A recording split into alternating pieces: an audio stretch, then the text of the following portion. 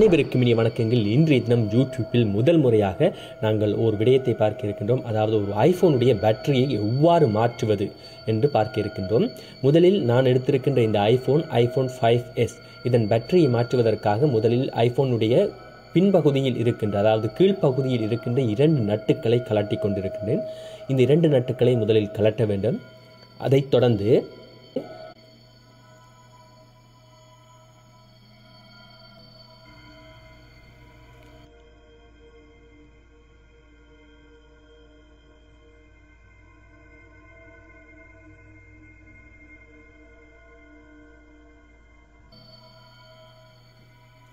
இப்பொழுது இந்த டிஸ்பிளேயை நாங்கள் ஃபோனிலிருந்து கலட்டி எடுக்க வேண்டும். அதற்காக ஒரு இடுக்கியை எடுத்து டிஸ்பிளேயை முதலில் ஃபோனிலிருந்து நெண்டி கலட்டி எடுப்போம்.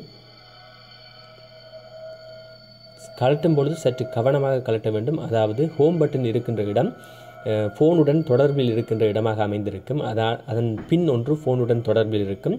அதை நாங்கள் கவனமாக ஒரு சிறிய ஸ்கூட்டரை வைத்து அந்த பின்னை முதலில் கலட்டிவிட்டு அதன் பின்பு டிஸ்பிளேயை தனியாக பிரிக்க வேண்டும். இப்பொழுது மேற்பகுதியில் கேமரா போன்ற பகுதிகள் அனைத்தும் டிஸ்பிளேயுடன் தொடர்பில் இருக்கும். அந்த பகுதியை நிலையாக நிறுத்தி வைத்துக்கொண்டு அதை முதலில் நாங்கள் நட்டுக்களை கலட்ட வேண்டும். 4 நட்டுக்கள் இருக்கின்றது. அந்த 4 நட்டுக்களை வேகமாக கலட்டிவிட்டு அதன் பின்பு டிஸ்பிளேயுடைய பின் ஃபோனுடன் தொடர்பில் இருக்கும். அதை நாங்கள் மெதுவாக தண்டி கலட்டி எடுத்து டிஸ்பிளேயை தனியாக கவனமாக வைத்து விட வேண்டும். இப்பொழுது நீங்கள் பார்த்திருக்கின்றீர்கள் 4 நட்டுக்கள் இருக்கின்றது. அந்த 4 நட்டுக்களையும் கவனமாக ஒரு இடத்தில் வைத்துக் கொள்ளுங்கள். இனி எங்களுடைய வேலை பேட்டரியை ஃபோனிலிருந்து தனியாக பிரித்தெடுப்பது எங்களுடைய வேலையாக அமைந்திருக்க போகின்றது. அதற்கு 2 நட்டுக்கள் மூலமாக பேட்டரியை ஃபோனுடன் தொடர்பில் இணைத்திருப்பார்கள். அந்த 2 நட்டுக்களையும் முதலில் கலட்டி எடுத்துவிட்டு அந்த பின்னையும் நாங்கள் ஃபோனில் இருந்து கழட்டி எடுக்க வேண்டும். எடுத்து தனியாக வைத்துவிட்டு இப்பொழுது இன்னும் ஒரு பின் பேட்டரியுடன் இணைக்கப்பட்டிருக்கும். அதை தண்டி ஃபோனிலிருந்து தனியாக பிரித்தெடுக்க வேண்டும். பிரித்தெடுத்ததன் பின்பாக பேட்டரியை பார்த்தீர்கள் என்றால் பேட்டரி ஃபோனுடன் இணைக்கப்பட்டிருக்கும், அதாவது ஒட்டி இணைக்கப்பட்டிருக்கும். அதனால் இன்னொரு தண்டுவதற்காக ஒரு இடுக்கியை எடுத்து அந்த பேட்டரியை தனியாக தண்டி ஃபோனிலிருந்து பிரித்தெடுங்கள். ஒட்டி இருக்கின்ற பேட்டரியை, சற்று கடினமாக இருக்கின்ற அந்த பேட்டரியை பிரித்து எடுத்துவிட்டு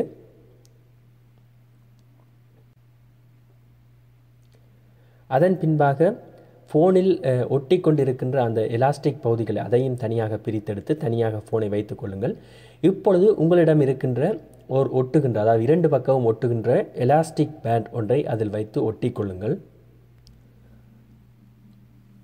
ஒட்டியதன் பின்பாக உங்களிடம் இருக்கின்ற புதிய பேட்டரியை எடுத்து அதை தனியாக எடுத்து அதன் பின்னை இப்பொழுது பார்த்து கொண்டிருக்கின்றீர்கள். அந்த பின்னை நேராக நிமித்தி வைத்துவிட்டு ஃபோனுடன் இணையுங்கள்.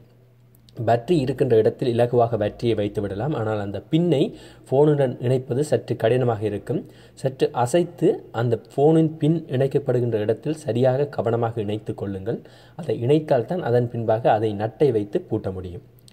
ஆகவே கவனமாக வைத்து இணைத்து சரியான பகுதியில் இணைத்து பேட்டரியையும் நன்றாக அமர்த்தி அந்த இடத்தில் சரியாக சரி செய்து கொள்ளுங்கள். அதைத் தொடர்ந்து இப்பொழுது அந்த பின்னை நாங்கள் ஃபோன் இணைக்கப் போகின்றோம். 2 நட்டுக்கள் மூலமாக கலட்டப்பட்ட அந்த பின்னை அதே 2 நட்டுக்களை வடிவாக பூட்டி பேட்டரியை முதலில் வேகமாக இணைத்துக் கொள்வோம். இப்பொழுது டிஸ்பிளேயை நாங்கள் ஃபோனுடன் இணைக்கின்ற நேரம் வருகின்றது. டிஸ்பிளேயுடன் பார்த்தீர்கள் என்றால் நிறைய பின் இருக்கின்றது. அந்த பின்களை சரியாக கேமராவுக்கும் மற்றும் ஹெட்ஃபோனுக்கு போன்ற பின்கள் இருக்கின்ற காரணத்தால் அதை சரியாக முதலில் இணைத்து கொள்ள வேண்டும். கவனமாக சரிபார்த்து அந்த பின்களை சரியான இடத்தில் பொருத்துங்கள். முதலில் வடிவாக பொருத்தி கொள்ளுங்கள். பொருத்தியதன் பின்பாக நாங்கள் ஃபோனை ஒன் செய்து பார்க்க வேண்டும். ஃபோன் வேலை செய்கின்றதா என்பதை பார்ப்பதற்காக ஒன் செய்து டச் அனைத்தும் வேலை செய்கின்றதா என்று பார்த்துவிட்டு அதைத் தொடர்ந்து கவனமாக அனைத்து நட்டுக்களையும் வைத்து அந்த கேமராவையும் மற்றும் அனைத்து சென்சருடைய அனைத்து பின்களையும் ஃபோனுடன் இணைக்க வேண்டும். 4 நட்டுக்கள் அங்கு இருக்கின்றது. அந்த 4 நட்டுக்களையும் கவனமாக வைத்து கொண்டு அந்த ஃபோனை கவனமாக பொருத்தி கொள்ளுங்கள்.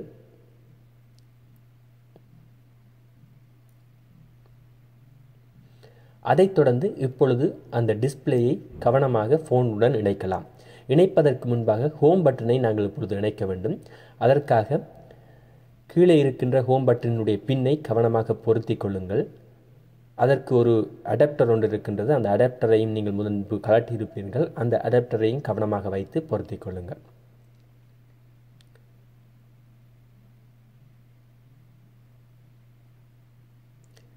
இவ்வாறு பொருத்தியதன் பின்பாக இப்பொழுது உங்களுடைய டிஸ்பிளேயை நீங்கள் ஃபோனுடன் இணைப்பதற்கு தயாராகிவிட்டீர்கள். கவனமாக அந்த ஹோம் பட்டனை இணைத்தவுடன் நீங்கள் சர்வசாதாரணமாக அந்த டிஸ்பிளேயை ஃபோனுடன் வைத்து இணைத்து அனைத்து பகுதிகளையும் அமர்த்திவிட்டு அதை நீங்கள் நன்றாக ஃபோனுடன் இணைக்கக்கூடியதாக இருக்கும்.